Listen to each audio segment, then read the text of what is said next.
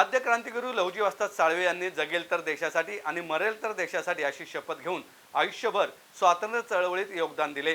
जातीपातीच्या भिंती तोडून देशभक्त क्रांतिकारकांची फळी त्यांनी घडवली। लहुजी साळवे खऱ्या अर्थाने समतेचे पुरस्कर्ते होते। जातीवादाचे विष पेरणाऱ्या समाजकंटकांना त्यांचे समतेचे विचार कळले नाहीत।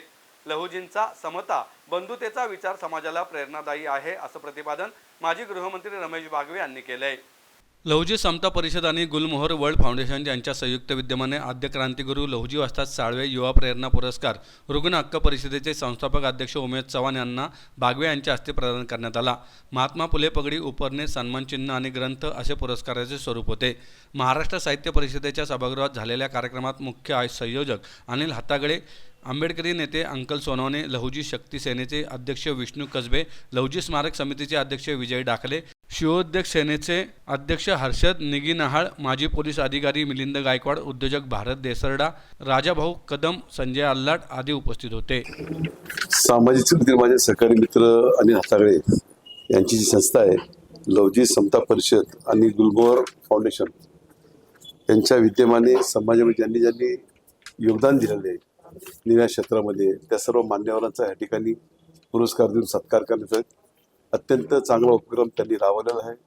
समाजामध्ये चांगलं काम केल्यावर चांगलं म्हणण्याची प्रवृत्ती सध्याला लोप पावत आहे, परंतु ही लहुजी वस्ताद समता परिषदेने अत्यंत चांगला उपक्रम समाजामध्ये चांगले काम करायला एक प्रोत्साहन मिळते आणि त्यांना एक ऊर्जा मिळते।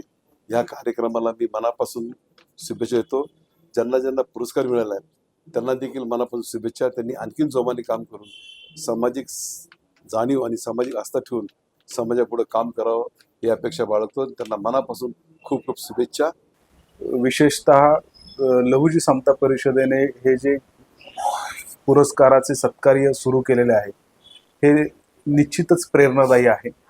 रुग्ण हक्क परिषदेच्या माध्यमातून आम्ही हजारो रुग्णांवर मोफत शस्त्रक्रिया करू शकलो, अनेक लोकांना आरोग्यदायी बनवू शकलो।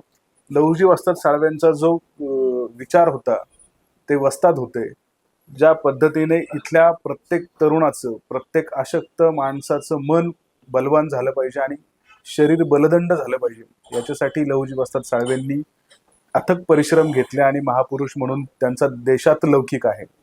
रुग्ण हक्क परिषदेच्या माध्यमातून आम्ही सुद्धा लहुजींचा लोकांना सशक्त करण्याचा, आरोग्यदायी करण्याचा, त्यांच्यात असणारी रोगराई दूर करण्याचा आणि त्यांना चांगले दर्जेदार आणि मोफत उपचार मिळवून देण्याचा जो काही पुण्य पेरणीचा कार्य हाती घेतलेला आहे त्याला हा साजेसा पुरस्कार आहे असं मी मानतो। पुरस्कार देण्यामागचं कारण म्हणजे सामाजिक क्षेत्रामध्ये जे तरुण कार्य करतात, पुढे येऊन जोमाने काम करतात, समाजाला आदर्शवत अशा पद्धतीने निस्वार्थी भावनेने काम करतात, अशांना हा पुरस्कार या ठिकाणी आम्ही देऊ केलेला आहे।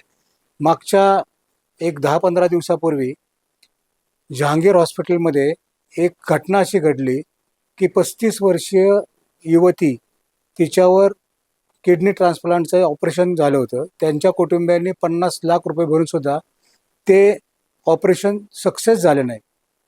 50 लाख त्यांनी ऑलरेडी हॉस्पिटलकडे भरलेले होते, परंतु परत 25 लाखाची मागणी त्या महिलेची, म्हणजे त्या युवतीचे निधन झाल्यानंतर देखील, मयत झाल्यानंतर पुन्हा मागणी करण्यात आली आणि जोपर्यंत तुम्ही 25 लाख रुपये देणार नाही तोपर्यंत आम्ही मृतदेह तुमच्या ताब्यात देणार नाही, अशा पद्धतीने त्यांनी आग्रह धरला आणि त्या कुटुंबियांच्या, त्या युवतीच्या कुटुंबियांना त्यांनी वेठीस धरलं।